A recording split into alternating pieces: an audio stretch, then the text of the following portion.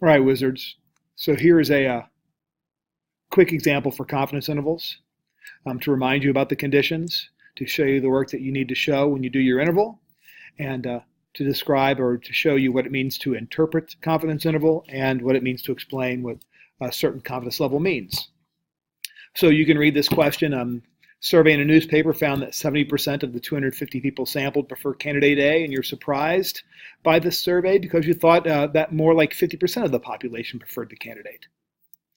So is the 50% a possible population proportion? So let's check our conditions first, and the thing is these conditions have to be in context. So our first condition, it doesn't say that the 250 people were randomly selected, but we can assume that a person preferring candidate A, or at least we'll hope we'll assume this, is that a person preferring the candidate A is independent of another person preferring candidate A.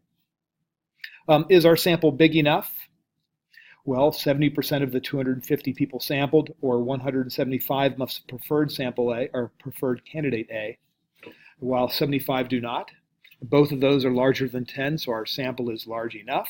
And the last sample there, last condition there, is that 250, our sample size, is certainly probably less than 10% of all the voters. And so the work for your confidence interval. The work for your confidence interval. I'm listing my sample size. I'm listing my p-hat. If I had to compute my p-hat, I would have also listed, for example, the number of people who would have actually selected candidate A, which is 175. We talked about this yesterday.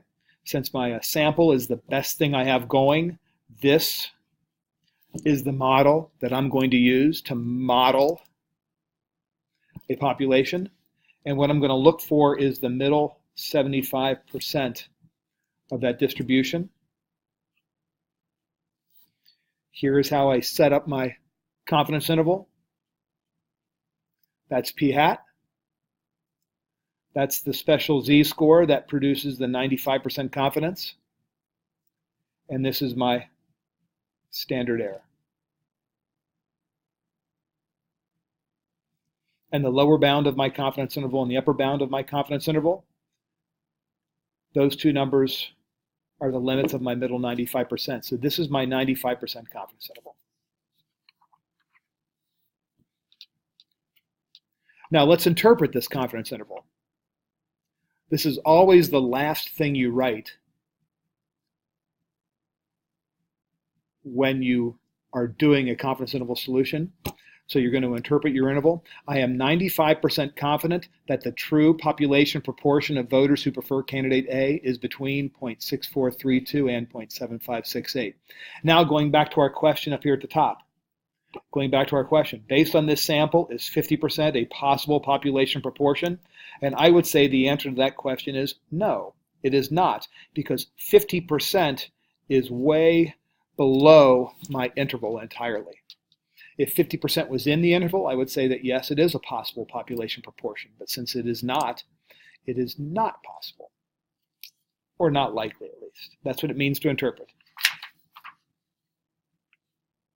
What does it mean to explain? So explain what 95% confidence means in this context. If you repeatedly took samples of 250 people from the same population and constructed 95% confidence intervals for each sample, approximately 95% of those intervals would contain the true population proportion of voters who prefer candidate A. That's what it means to explain. 95% confidence. I don't know if my interval contains the true population proportion or not. Is it a good interval or is it a bad interval? I don't know. All I know is that if I did this over and over again, about 95% of them would contain the true population proportion. So those are the things that you'll need to know for confidence intervals. Check your conditions in context, show your work in context, interpret your interval and explain your interval, and make sure you answer the question. I hope this video has been helpful.